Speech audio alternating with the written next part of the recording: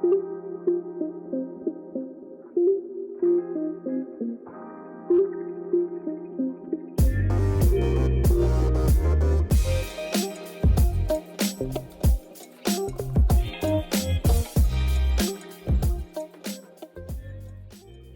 you've made it to the podcast Recovery Captured, hosted by me, Shannon Louise, a certified recovery coach and self-verified addict. Join me on my journey through my recovery from mind-altering substances, eating disorders, depression, and much, much more. During this podcast, you'll hear my personal experience, thoughts, and opinions, as well as my guests' stories through their own recovery. I hope that you're able to take something away from this podcast and use it as a tool to help you see that your story is picture perfect.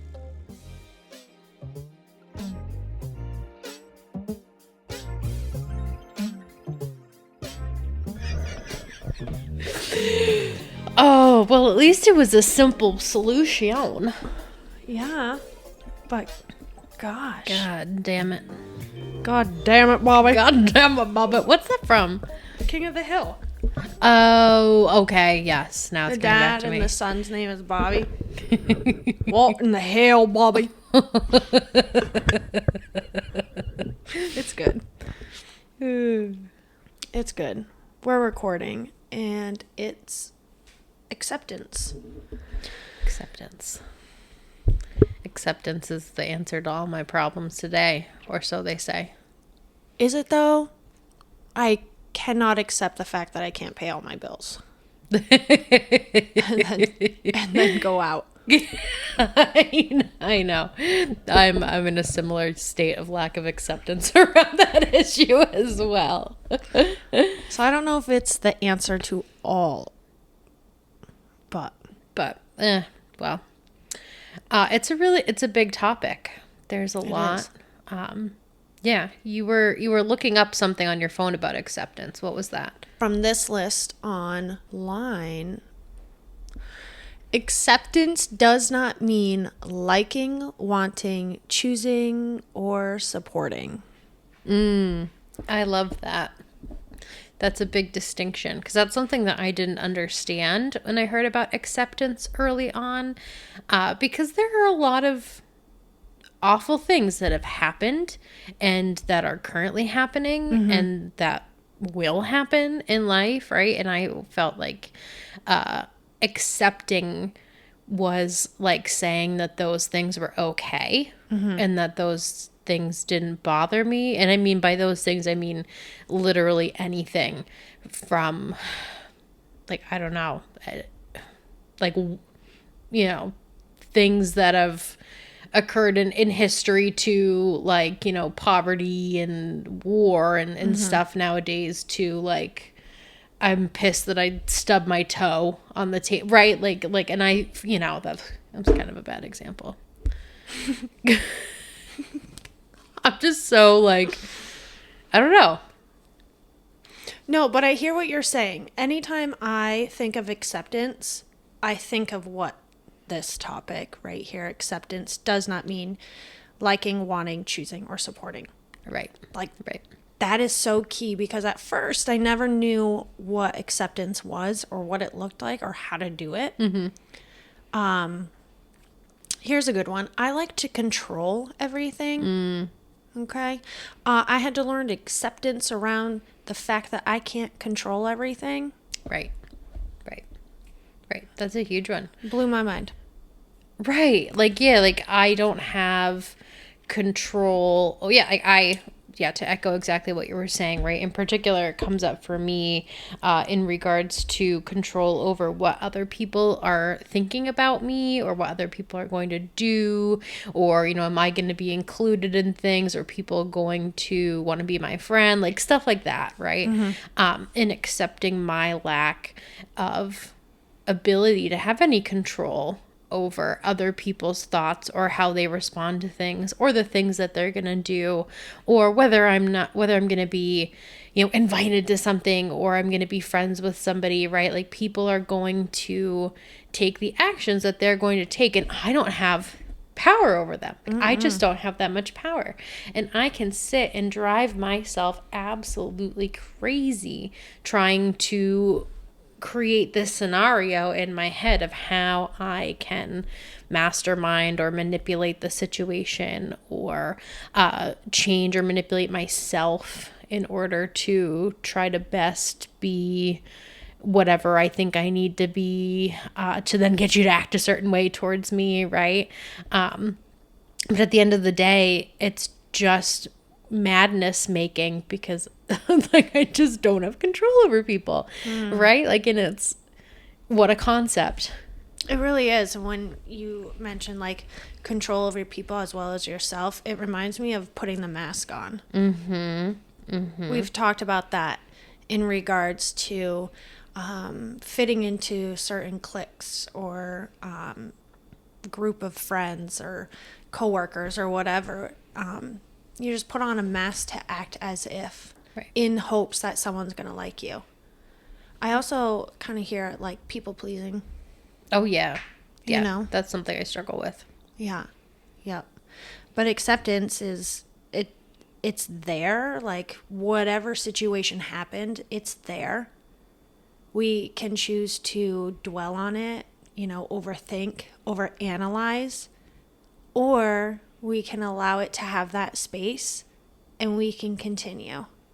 Right. I think of it, as like, I can choose whether or not to acknowledge that a situation is what it is, right? Like, that's what acceptance looks for me. I can fight against whatever is happening, right? Or I can just look at the situation or the person or whatever it is, the specific scenario, right? And I mean, I have the opportunity to say, okay, I am going to look at this and take this as it is in this moment. It is not anything other than what it is. Right? And I mean, like, part of it is like, duh. But another part of it, though, is really hard. Yeah. It's really hard sometimes. Because we're trying to let go of that control. Right. And like learn this new concept and how to like navigate it. Right. So with that, with any kind of situation, when I have to come to acceptance of whatever the outcome is, I feel like I learned something from it. Maybe not in that moment, because I might be feeling a lot of feelings that I don't want to be feeling. But after. Yes. It's like, okay, here's a learning opportunity, Yep, that makes sense. Yeah, that like reminds me kind of like trauma that I've experienced, right? And like in this also kind of reminds me of the concept of forgiveness, which I feel like we could do a whole episode on. But like the idea that, okay, like traumatic things happened in my past, right? There is nothing I can do in this moment right now to change what has already happened. It has happened. Right. And so I tend to think of it as like two paths that I have. I have one path that I can go down that looks like suppressing memories and emotions that come up because I don't want to feel it. I don't want to acknowledge that what happened because it's painful and it's dark and I just want to move past it. Right. And so I can go down that path where I just basically avoid the whole situation and everything about it. Or there's this other path that looks like acknowledgement of what happened and acceptance of the fact that I can't go back and do things differently. I don't have the ability to time travel and say, "Hey, Jillian, don't do that." It's not gonna work. Right. It's not gonna work out well for you in the long run, right? I can't do that. Maybe, one day, but right now I can't. And, it's a big question of even if I'd want to do that, but tangent. Anyway. Okay.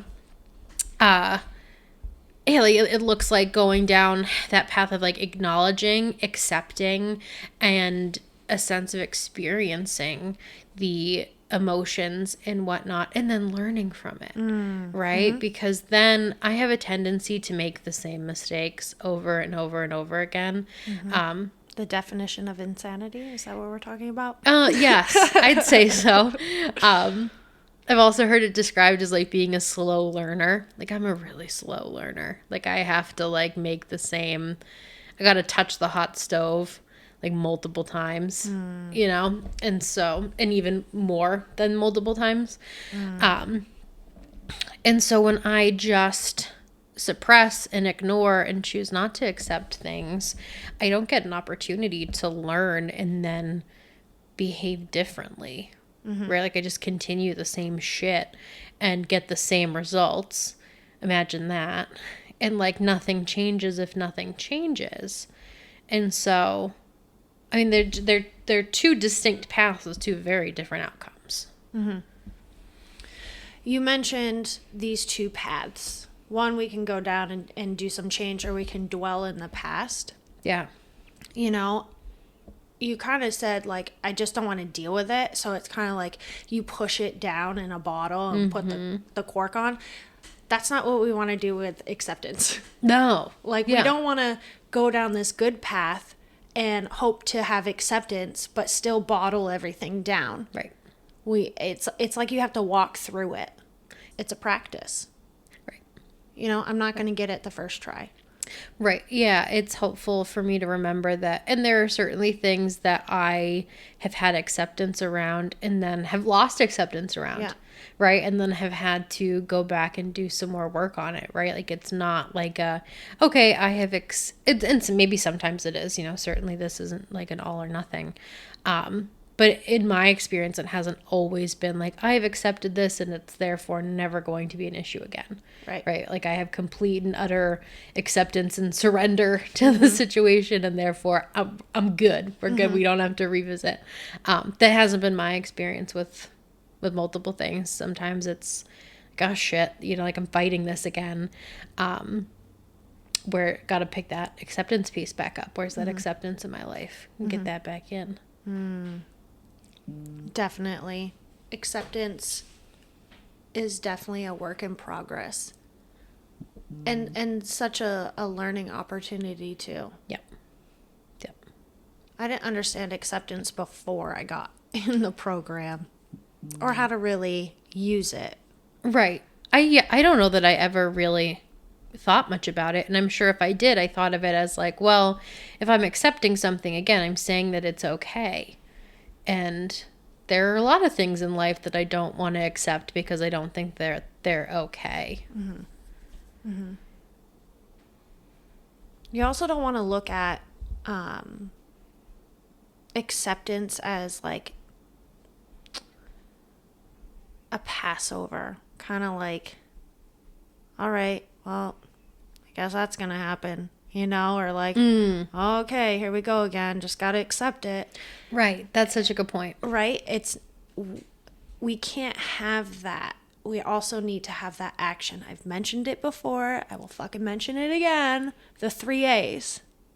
Acknowledge, accept, act. Right? So if we're in a situation over and over again, that insanity, and you keep having to rely on, you know, acceptance. It's okay to make changes, to make moves, so you don't have to feel like it's just a Band-Aid. You know what I mean? Right. Totally. Yeah, that I find it really helpful. The Serenity Prayer, and for anyone who doesn't know it, you probably do if you're listening to this podcast, but you might not. It says, you know, grant me the serenity to accept the things I cannot change, the courage to change the things I can, and the wisdom to know the difference. And so it's some good shit. And so I find when I am faced with a situation, sometimes it's helpful for me to break down the Serenity Prayer into 3 separate situations, or 3 separate facets. Like, so what's the first part is, okay, what are the things that I truly cannot change? You know, is that an element in any of what's going on? And then, okay, what can I change? Is there something, right? And then the wisdom to know the difference being like, okay, well, let's kind of tie it all together. Right, exactly. Like, truly, am I trying to control things that I cannot, or am I just, and also the flip side of that being, am I being complacent when I can actually take action somewhere and make a change, right? Like that, like courage to change the things I can't piece. Sometimes I miss, right? Like because my kind of MO is like, I have to control other people and what's happening. And so I focus, where I fall is I need to focus more frequently on acceptance of the things I cannot change, because I try so strongly to control things that sometimes my like go-to isn't that, there are times when I can take action and I have to look at the courage to change the things I can piece and go, well, actually, what can I do here? And is there, an appropriate piece involved there? Because sometimes that is the case. And so I just use that prayer as a tool a lot. When faced with a situation that I'm like, what the fuck am I supposed to do here? The serenity prayer has saved me so many times. Yeah. Over and over and over again. I will say it. Like, I heard someone in the rooms one time say, if you can't fall asleep, say the serenity prayer 5 times. And if you fuck up once, you got to start all over again. And without a doubt, I'm out every fucking time. Oh, that's amazing. I'm going to have to try that. Yeah. That's some good shit. Yeah, it really is.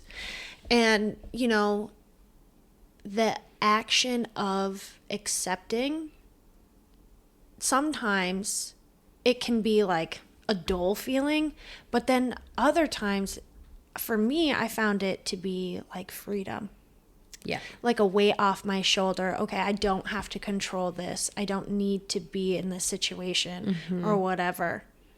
It's a sense of freedom. Yeah, for sure. It's kind of a paradox, right? Of like, the less control I have and the less I can do in a situation, the more freedom I can get. But like, I have to acknowledge that and have to go, okay, like, Jillian, what's your part? What's your side of the street? What does that look like? Have you done it? Have you taken action? Have you taken too much action? Right? Because sometimes the best action to take is no action. Right? And then when I truly am at peace with, okay, I've done everything I can. I've done the best that I can in this situation. And then the rest is up to God, the universe, to fate, like however it's helpful for you to think of it. There is a sense of peace in that. There is. Not all the time. And definitely not. But the situations that are popping up in my head, I'm not really going to dive into it. But I vaguely have, mowed right over them. So we kind of know what I'm talking about. But when I came to conclusions to not have certain people in my life, like trying to control that specific relationship or trying to control an outcome that I want to happen, I was able to find that freedom once I just let it go. I just allowed acceptance for what it is and just leave it behind. Right. And my mentor, I love this. She says, AFGO, another fucking growth opportunity. Ooh, AFGO. AFGO. I like that. We have to use that. Yeah. There are plenty of those in life, right? There is. There is. And I find a lot through acceptance. Totally. Yeah. I was also told to sit with it. Acceptance? Or? Well, I guess prior to acceptance. Like, okay, you're in this situation. Yep. Like, sit with it. You don't need to make an action. Right. Right. But just sit with it. See if something happens. Or it depends on what we're talking about, right? But sit with it. And then, you'll be able to find acceptance and action to move forward in any way. You know what I mean? Yeah, that's true. That reminds me of like God is in the pause. Ugh. Ugh. He so is. Yeah. But what does that mean to you? That means to me that I have a tendency to be impulsive and to kind of go, and to not really think things through, or, to not consult other people. Like, I kind of get an idea in my head and I'm just going to run with it, right? And so when I hear God is in the pause, that makes me think of like, okay, before I make a decision or take an action, sometimes I just need to, sometimes literally it looks like stopping and pausing and not taking any action. Sometimes that pause looks like talking to somebody else who can give me an outside objective advice in a situation, or go to somebody who maybe has experience with a decision that I'm looking to make and has been in a similar situation, and they can share what worked for them versus what didn't. Sometimes it looks like just tabling a decision until I have done more research or investigation or looked into options, because I'm the kind of person where this is like a pretty like kind of low stakes example. Well, maybe not entirely, but like with like hair color. Right? Where I'm like, I want to change my hair color, so I'm just going to go to Rite Aid and get a box dye and just do it myself in my bathroom, right? Like, I'm not going to do any research about what brands are good to use, or, how it would take with my hair with the current color it is. I'm not going to consult a professional about it or schedule an appointment, because I don't want to do it. I don't want to wait. I want to do it right fucking now, because I have this idea in my head, so we're just gonna roll with it. Right? And so sometimes it's been fine. There have been times where it's not been fine. I've turned my hair orange before. And then I've had to go get it vitamin C. I know, it was not a good look. And then I've had to go get it professionally fixed, and sometimes they can't fix it entirely, right? Had I just fucking waited and thought it through, right, I wouldn't have looked like Carrot Top. Like it would have been fine. I love how you use the example of haircuts, because that is so valid. Yeah. It's very relatable. Oh my God. I have a specific salon that I go to. Yeah. I had to cancel for some reason, or something came up, and I was like, can't wait. Yeah. So I went to like Supercuts, and she butchered my hair. It's like, I could have just waited. Like, the $17 was not worth having half bangs somewhere. Yes. Yeah, exactly. No, I hear you. It's right. But when I get in this fucking zone of like, gotta have it right now. This is going to make me feel... Oh, yes. Like instant gratification. That's what we did when we wanted to use and drink. Like, we need it immediately. Sure do. Sure do.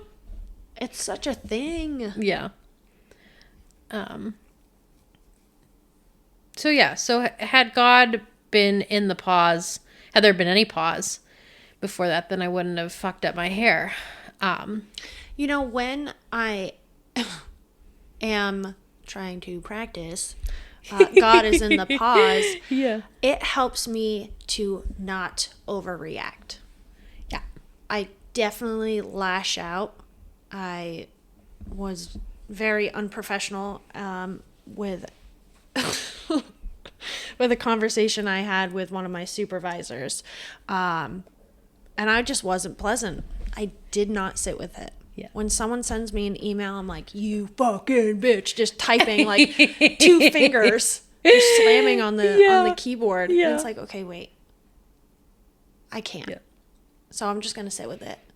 Or like, if something comes up between me and Dane or whatever, I need a minute. Yeah. Yeah. Maybe that's a few hours. Maybe that's like the next day. We'll get to the resolution. Right. Restraint of pen and tongue. Oh, that's yes. Yes. Yeah. Right. Oh my God. I did do that recently with it's a long story short, but I had a medical procedure and they billed the wrong insurance. Nice. And so I had one plan that I was continuing while I was waiting for my new plan to kick in. And so they ended up billing my new plan and not my old plan, which the procedure was all set for my old plan, right? And so I got a notice from my new plan being like, we didn't approve this procedure, so you owe us $4,000. And I was like, right, right. And so I was like, okay. Like, you know, I looked at it and I was pissed at first. I was like, this is bullshit, right? Because, well, it is, but also it was a mistake. Yeah. And it was, you know, I'd opened my mail like at 9:30 at night. I hadn't eaten dinner and I was hungry and I was irritated and I was tired, like already even before I opened the mail, right? Mm-hmm. And then I opened it and I was like, these fuckers, right? And I was like, right. I'll be damned if I'm gonna be charged $4,000 for a mistake that I didn't make, you know, like I was getting all mad. And so I went on the patient portal and was, you know, writing to the billing department, right? And I had to rewrite my letter a couple times, right? Because I was like, you know, Jillian, there's no reason, because I was creating a scenario in my brain already where I was going to reach out to them. They were going to respond and say, oh, you're SOL, sorry, like we're not going to do anything. And then I was going to be on the hook for $4,000. Right? Like I had already decided what was going to happen. So I was already writing to them in this really defensive, bitchy tone of like, you need to fix this because, you know, like, right. And it was like nothing's happened yet. Like, this is not the first time. I mean, I work with insurance on a daily basis. This is not the first time that something like this has happened, right? And so I just I ate something, I took a bath, and then I rewrote it and was like, okay, like, you know, I just explained the situation and I said, please let me know, you know, what information you need from me, you know, to help resolve this, you know, like I just totally changed my tone, right? And then they responded back and were like, no problem, just give us your old ID number and we'll get it sorted out. Right? Like, it was fine. Yeah, it could have been such a bigger deal. Right. Like, if you didn't sit with it. Right, exactly. Like, I just took a moment to be like, you know, okay, I don't need to be a bitch right now, right? Like, because I've just already decided how this is going to play out, right? When actually, it's probably all going to be fine. And they're going to be like, well, fuck you if I'm going to be like, and rightly so, if I'm, you know, going to be rude about it when they're just going to try to help me. Right. So, yeah. And it doesn't do anything for us to be a bitch. Like, no. What am I getting out of it? No, I just have to make amends later then. Right. I feel immature about it. I'm like, I know I didn't handle it well. Right. But then, you know, obviously we have the right and we are entitled to be angry and upset. Yeah. Yeah. Kind of just how we deal with it. Right. Is where it's more important. Exactly. Yeah. And sometimes you might slip and call someone a bitch or whatever. Right. But right. If we're able to sit with it, we know that. Oh, it significantly reduces the chances, right? Of like, yeah, like I was able to, like in this exact situation, like I was able to respond in a way that I was, you know, not embarrassed by and handled maturely like an adult, right? Right. Right. As opposed to the alternative, right? And then having to be like, oh shit, like I'm embarrassed and I need to make amends for my behavior for, you know, basically a scenario that I created in my head. Mm-hmm. And when you called to try to resolve this situation, you did all that you could do. You gave him the information, you gave him the numbers and everything. Right. You gave him that, and now it's like out of your control. You did all that you can do, and now you just wait. You sit with it. God's in the pause. Acceptance. You know? Like there's nothing more that you can do, so therefore you shouldn't worry anymore.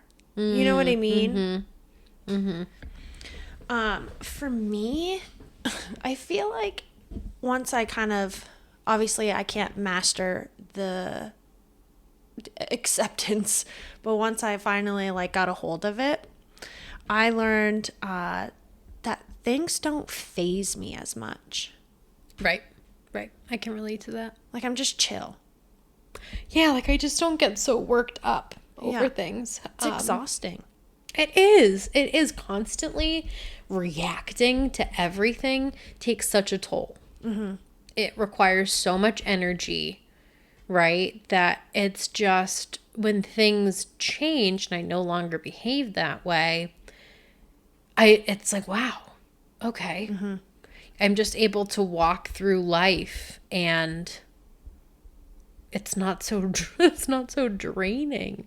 It's not so, I'm not constantly creating conflict with everything around me. Mm-hmm. Like I'm just able to, like, it's kind of a cliche, but like I'm just kind of going with the tide as opposed to swimming against it. Right. That's such a great analogy, and that's my first mentor would always say stuff like that. And she would also remind me that whatever situation I'm in, right? So my arms are, however far apart right now. Yeah. 3 feet, okay? Approx, right? Yeah. So it's this far, and then she brings her hands close together, so now I have my index and my thumb not even a centimeter apart. Yeah. And she's like, this is the time that we're in right now. Right. So like this little Slytherin.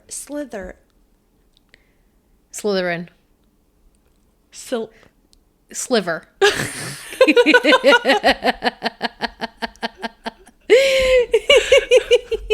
It's like chimney. Invert.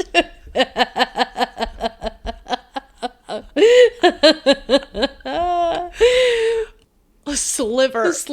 It's such a weird word.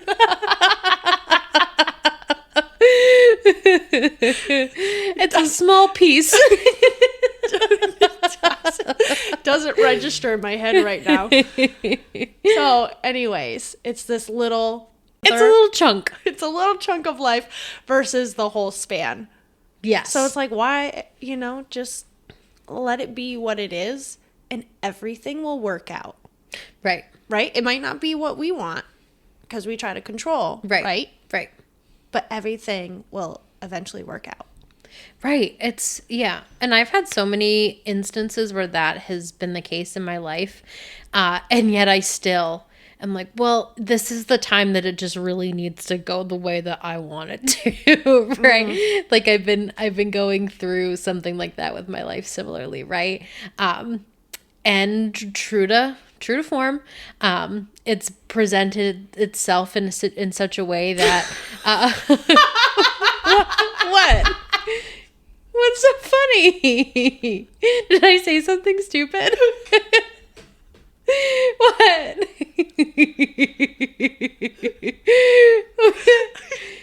I'm just thinking about the slither. Oh, slither.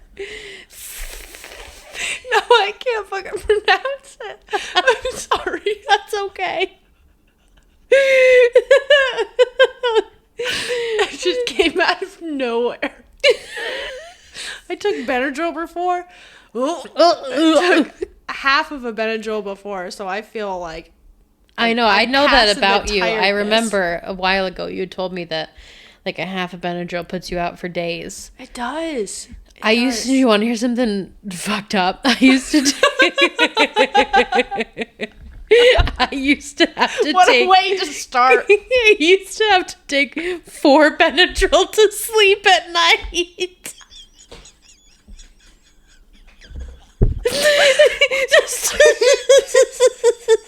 How? I don't know. I would put myself into a coma. I know. 4. I would buy it at Costco. Stop. I'd buy it in bulk because I would have to take so much. How do you get up? I don't know. Do you take like 2 now, or? I don't take any now. Oh. I've gotten myself into much better sleep hygiene. Oh. But I have to take 4. This fucking exhausted. I know. I have half of a pill in me because I had an allergic reaction to something. And I'm all like loopy. Imagine 4. I'd be a fucking like little inchworm on the ground.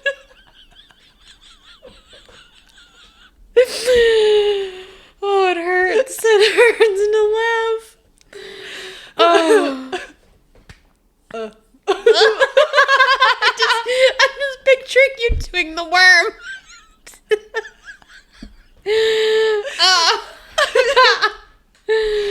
Oh, fuck.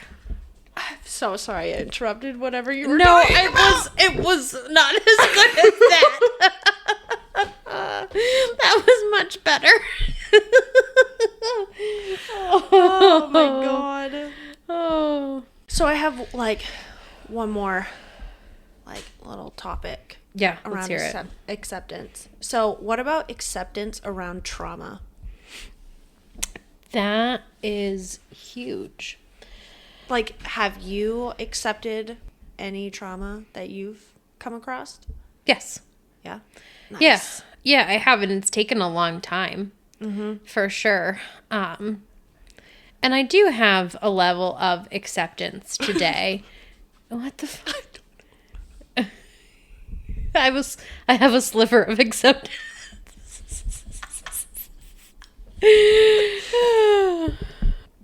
I have acceptance around trauma, and it's definitely evolved over time. Because I don't know what's going on. I don't understand why my trauma is hysterical to you.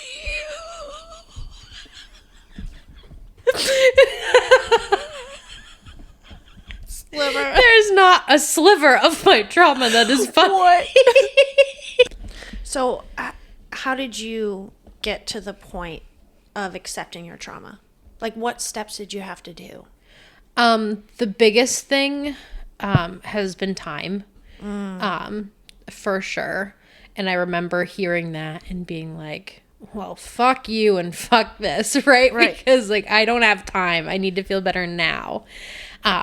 But truly that has been one of the biggest things. And I've done a lot of work both in a 12-step fellowship and in therapy. Yep. I've done a lot of different types of therapy. I did exposure therapy. I did cognitive behavioral therapy. I'm currently doing DBT. I'm on a wait list for EMDR. That's what it's called, right? I'm getting it confused with the like the house music. The EDM, is it? I actually have no idea what you're talking about. Okay, never mind. Okay. I was like, am I like ESPN? like UPS. No, but it's EMDR. Yeah, I'm on a wait list to do EMDR. Like all these different types of therapy have been incredibly helpful, and some different approaches to therapy have been better than others. But that and talking to people that I trust about it as well has helped relieve a lot of like the stigma and shame that I felt about it personally. Because when I share it with people that I'm close to and really care about, they accept me still. And no one's been like, well, you peace out, bitch. Right. Like, yeah, that hasn't happened. It's just been really reaffirming, and people have given me love and support when I wasn't able to give that to myself until I have become ready to do that for myself. Yeah, and when we talk to people about it, they also are like, oh yeah, I went through that too. Yeah. Or I know someone who went through that path too, or whatever. Right. I like how you said time. Like time really heals a lot.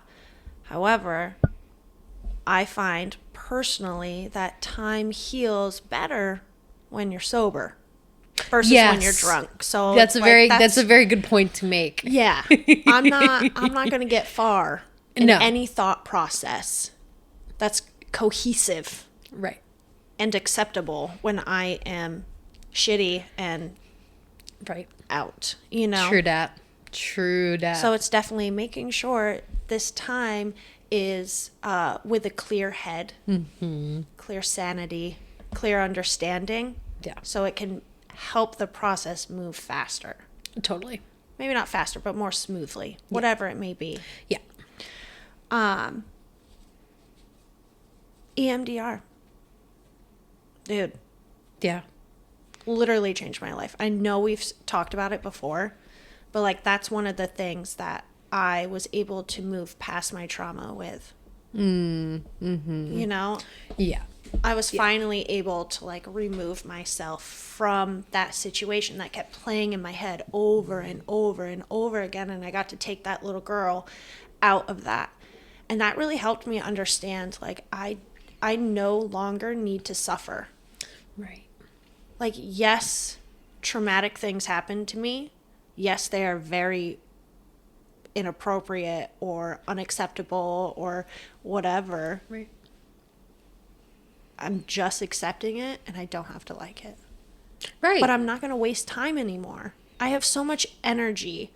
I don't want to waste any of my energy on something that I can no longer change. Right. Right. Like, it's a waste of time. Right, I know yeah. trauma is so different for everyone. So this might just like, just hit the top for someone.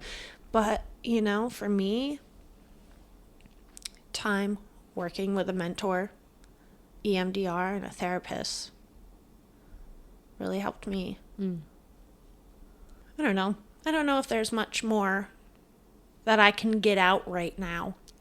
Yeah. Yeah. I hear that. Maybe we can add to it. I always say that.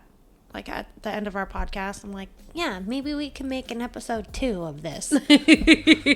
Well, maybe we can. Well, maybe we can. But for right now, we out. We out. Bye. Bye.